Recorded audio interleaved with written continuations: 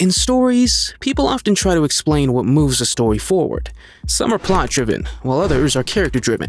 Supposedly, shows like Dandadan are character-driven because they focus on character interactions, as well as internal conflict and choices.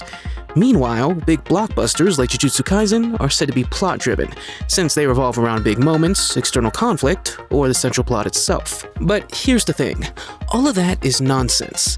The second you hear someone say, this story is character-driven, or this story's too plot-driven, just ignore it. They either don't understand the nature of storytelling, or they're trying to sound smart, or they're a guru selling snake oil. I'm a snake. Here's the truth. The distinction between character-driven and plot-driven stories is meaningless. And today, I'll walk you through why. We all know what people mean when they use these words. Character-driven supposedly means the story focuses on internal struggle, people changing, growing, and reacting, with their choices shaping the story. Plot-driven supposedly means the story focuses on external events, the sequence of things that happen, where the sequence of events and external conflict drive the narrative forward, with characters responding to the events that happen to them. But ask 10 people for definitions, and you'll get 10 slightly different versions of the same fuzzy idea. That's your first red flag. So instead of juggling definitions, let's look at how stories actually work. In stories, everything boils down to fractal loops of problem solving, in which people chase desires, avoid outcomes, or get what they want in ways that reveal who they are. For a problem to exist, two things must always be present: an event and someone responding to it. Without an event, there's nothing to react to. Without someone to react, the event doesn't matter. These two elements are inseparable. One doesn't necessarily do more than the other. Every story, down to any scene, follows the same loop. Something happens, someone reacts, that reaction triggers the next thing. Events and reactions, problem and response. They're inseparable. And before anyone says, well, then all stories are plot-driven, remember, the inverse is also true. Without the character's response, the event isn't a story, and it can't be said to drive it. The plot only matters because someone interacts with it. That reaction is what turns a sequence of events into a story. That's why pretending one drives the story over the other is nonsense. It's like saying some cars are wheel-driven and others are engine-driven. Both are required to move. The distinction is meaningless, and so are the labels. Well, maybe that's not enough to convince some of you, so let's go deeper. Some people argue that what makes a story plot-driven or character-driven comes down to the inciting incident. But this argument falls apart pretty quickly. The idea that whatever starts the story automatically determines what drives it doesn't hold up, because inciting incidents are rarely that clear or singular. Take Frieren, which is generally considered a character-driven story. Is the inciting incident Himmel's death, or the moment Frieren actually decides to go on a journey? If we define it as the event that breaks the status quo and sets the story in motion, then Himmel's death works. Except Frieren doesn't really do anything in response. She doesn't even decide on a destination until she talks to Isen. And she didn't willingly take Fern with her later on. So is that the inciting incident instead? You see the problem. It shifts depending on interpretation and how literal you want to be. And if we settle on Himmel's death as the inciting incident, then by that logic, Frieren should be a plot-driven story. After all, it begins with a big external event, and even frames itself in the shadow of the classic Defeated the Demon King climax, a very plot-heavy setup. But almost no one would ever call Frieren plot-driven. People insist it's character-driven because of its quieter focus on emotion, reflection, and relationships. And that's the point. The more you actually try to apply these labels, the messier and more useless they become. But maybe you're thinking, what about plot-driven stories? Surely that's a real thing.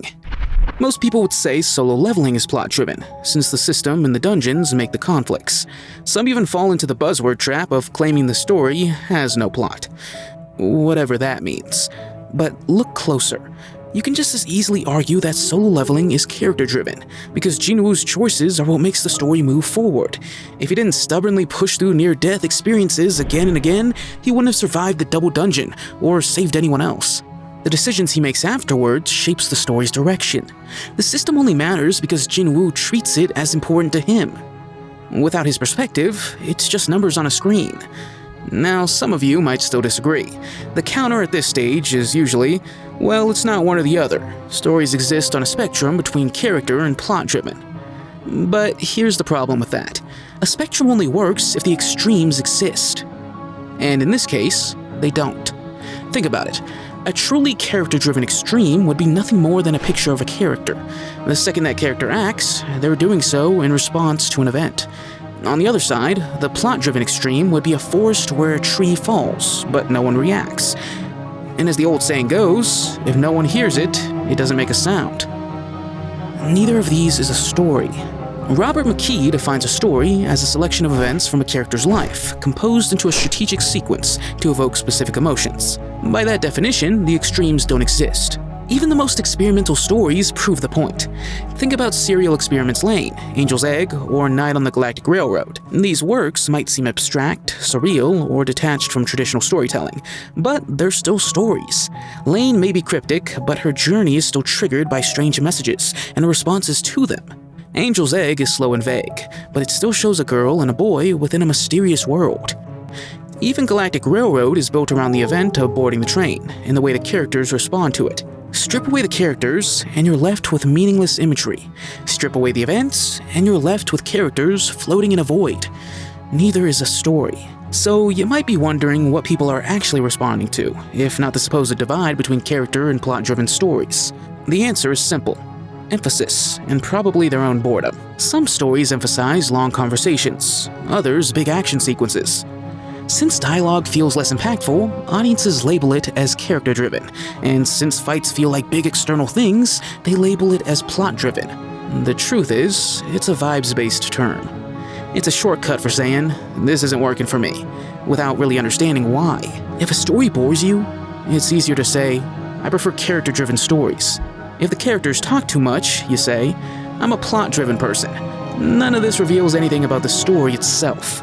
In reality, nearly every scene in a story pushes the story forward, whether through action, choice, or an event. There's no secret gear doing all the heavy lifting.